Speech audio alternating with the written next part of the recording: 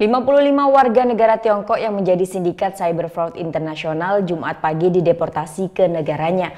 Sebelumnya pada 1 Januari 2018, 64 warga negara asing ditangkap di 4 rumah kontrakan di wilayah Denpasar dan Badung.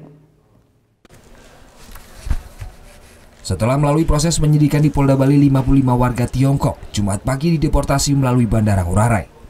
Dengan tangan terborgol mereka diterbangkan ke Tianjin, Cina menggunakan pesawat China Eastern. Sedangkan 7 warga negara Taiwan dan 1 warga negara Malaysia belum dideportasi karena masih dalam proses penyidikan di Polda Bali. Mereka adalah jaringan cyber fraud internasional yang sejak bulan November 2017 beroperasi di Bali. Agar tidak mudah terlacak, jaringan ini memilih Bali sebagai tempat untuk beroperasi. Sasaran mereka adalah warga negara Cina maupun Taiwan. Melalui kecanggihan teknologi, mereka bisa mendapatkan data-data warga yang sedang tersangkut masalah hukum.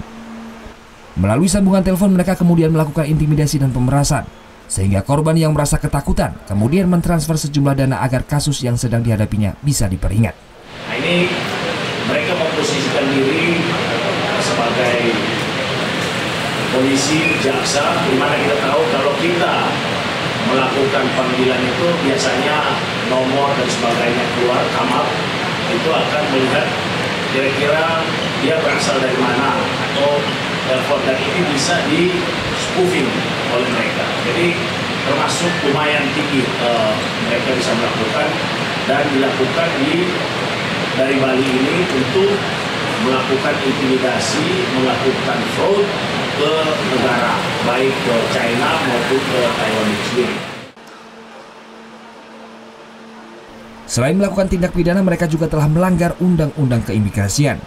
Melalui izin tinggal. Apa yang diberikan sanksinya? Yang jelas mereka deportasi, tidak bakal pernah masuk ke Indonesia lagi.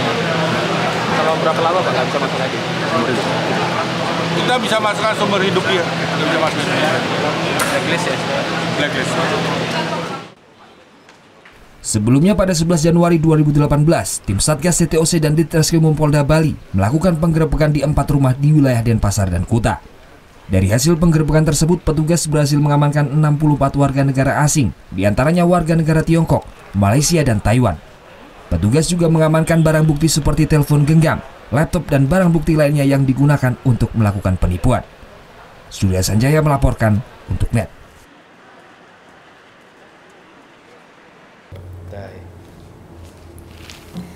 Udah selesai kan nontonnya? Nah, jadi jangan lupa buat like, komen, dan subscribe ya.